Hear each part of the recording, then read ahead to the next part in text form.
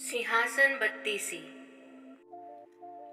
तीसरे दिन जब राजा भोज दरबार पहुंचे और विक्रमादित्य जी के सिंहासन पर बैठने ही वाले थे कि इस बार उन्हें तीसरी पुतली चंद्रकला ने सिंहासन पर बैठने से रोक दिया।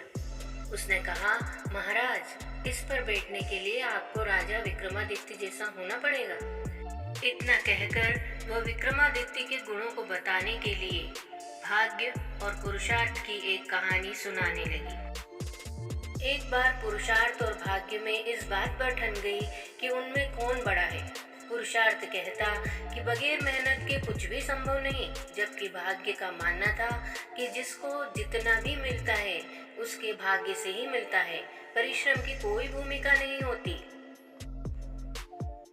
उनके इस विवाद ने ऐसा उग्र रूप धारण कर लिया कि निर्णय करवाने के लिए दोनों को अब देवराज इंद्र जी के पास जाना पड़ा। झगड़ा बहुत ही पेचीदा हो गया था, इसलिए इंद्र जी भी चकरा गए, क्योंकि पुरुषार्थ को वे नहीं मानते जिन्हें भाग्य से ही सब कुछ प्राप्त हो चुका था। दूसरी तरफ अगर भाग्य को बड़ा बताते तो पुरुषार्थ उनका उदाहरण प्रस्तुत करता जिन्होंने सब कुछ मेहनत से अर्जित किया था। राज इंद्र भी बहुत असमंजस में पड़ गए और किसी भी निष्कर्ष पर नहीं पहुंच सके। काफी सोचने के बाद उन्होंने विक्रमादित्य की ओर रुख किया।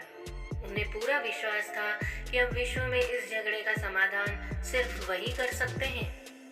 उन्होंने पुरुषार्थ और भाग्य को विक्रमादित्य जी के पास जाने की सलाह दी। पुरुषार्थ और भाग्य मानव वेश बनाकर राजा विक्रमादित्य के पास चल पड़े और राजा विक्रमादित्य के पास आकर उन्होंने अपने पूरे झगड़े की बात रखी। लेकिन विक्रमादित्य को भी उसका कोई तुरंत समाधान नहीं सूझा, तो उन्होंने दोनों से 6 महीने का समय मांगा और उनसे 6 महीने के बाद आने को कहा। जब वे चले गए तो विक्रमादित्य जी ने काफी सोच विचार किया, पर फिर भी वे किसी निष्कर्ष पर नहीं पहुंच सके। तब उन्होंने इस बात की तह तक पहुंचने के लिए राज्य की सामान्य जनता के बीच वेश बदलकर घूमना शुरू कर दिया। कई दिनों तक काफी घूमने के बाद भी जब उनको कोई संतोषजनक हल नहीं मिला तो दूसरे राज्यों में भी घूमने का निर्णय लिया। अब काफी समय हो गया था और भटकने के बाद भी जब कोई समाधान नहीं निकला तो उन्होंने एक व्यापारी के यहाँ नौकरी कर ली। इससे भी उन्होंने नौकरी इस बात को कहकर ली थी कि जो काम दूसरे नहीं कर सकते हैं वे कर देंगे। कुछ दिनों बाद वह व्यापारी जहाज पर दूसरे देशों में व्यापार करने के लिए अपना माल लादकर समुद्री रास्ते से चल पड़ा। जहाज पर अन्य नौकरों के अलावा उसके साथ विक्रमादित्य भी सवार थे।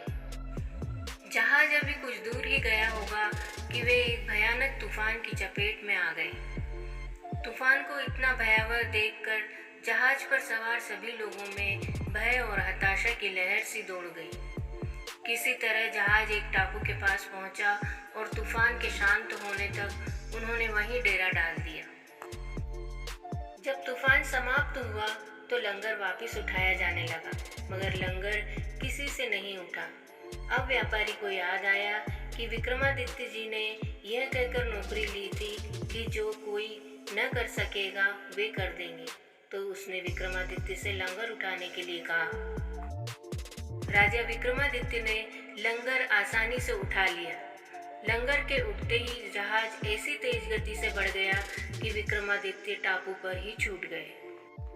अब उन्हें समझ में नहीं आ रहा था कि आखिर करें तो क्या करें। तब वे टापू पर घूमते फिरते चल पड़े। तभी उन्हें एक नगर दिखा। नगर के द्वार पर एक पट्टिका टंगी थी जिस पर लिखा था कि वहां की राजकुमारी का विवाह विक्रमादित्य से ही होगा। वे चलते चलते महल पहुंचे और राजकुमारी उनका परिचय पाकर खुश हो गई और दोनों का विवाह हो गया। विवाह के कुछ समय पश्चात वे कुछ सेवकों के साथ राज्य की ओर चल पड़े।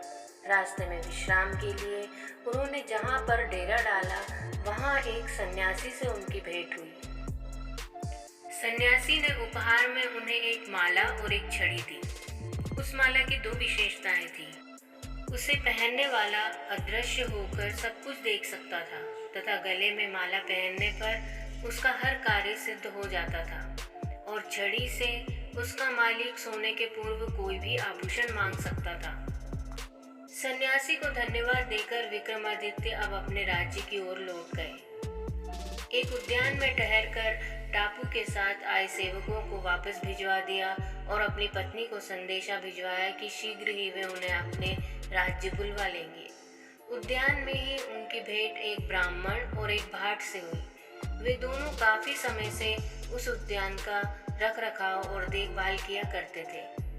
उन्हें आशा थी कि उनके राजा कभी न कभी उनकी सुध लेंगे और उनकी विपत्तियों को दूर करेंगे। यह देखकर विक्रमादित्य पूरी तरह पसीज गए और उन्होंने सन्यासी वाली माला भाट को और छड़ी ब्राह्मण को उपहार में दे दी। ऐसे अद्भुत और अमूल्य चीजों को पाकर दोनों राजा का गुणगान करते हुए वहां से चले गए। अब विक्रमादित्य जी भी अपने राज दरबार में पहुंचकर अपने कार्य में संलग्न हो गए। 6 माह की अवधि पूरी होने पर पुरुषार्थ और भाग्य अपने फैसले के लिए उनके पास आए। विक्रमादित्य जी ने उन्हें आदर पूर्वक बताया कि उन्होंने इस बात को खुद महसूस किया है कि वे एक दूसरे के पूरक हैं, क्योंकि उन्हें छड़ी और माला का उदाहरण याद आया। उन्होंने बताया कि छड़ी और माला जो उन्हें भाग्य से सन्यासी से प्राप्त हुई थी, वही छड़ी और माला उस ब्राह्मण और भाट ने पुरुषार्थ से प्राप्त की थी। यह बात सुनकर पुरुषार्थ और भाग्य राजा से पूर्ण रूप से संतुष्ट होकर वहां से चले गए। कहानी सुनाकर तीसरी पुतली चंद्रकला ने राजा भोज से कहा, अगर ऐसा कोई अद्भुत काम आपने भी किया है तो आप इस सिंहासन पर विराज सकते हैं। यह कहते ही तीसरी पुतली चंद्रकला वहां से उड़ गई। यह सुनकर राजा भोज तीसरे दिन भी विक्रमादित्य जी के सिंहासन पर बैठने का फैसला टाल देते हैं और ये सोचकर कि अब फिर कल आऊंगा और सिंहासन पर बैठूंगा कर वहां से चले जाते हैं।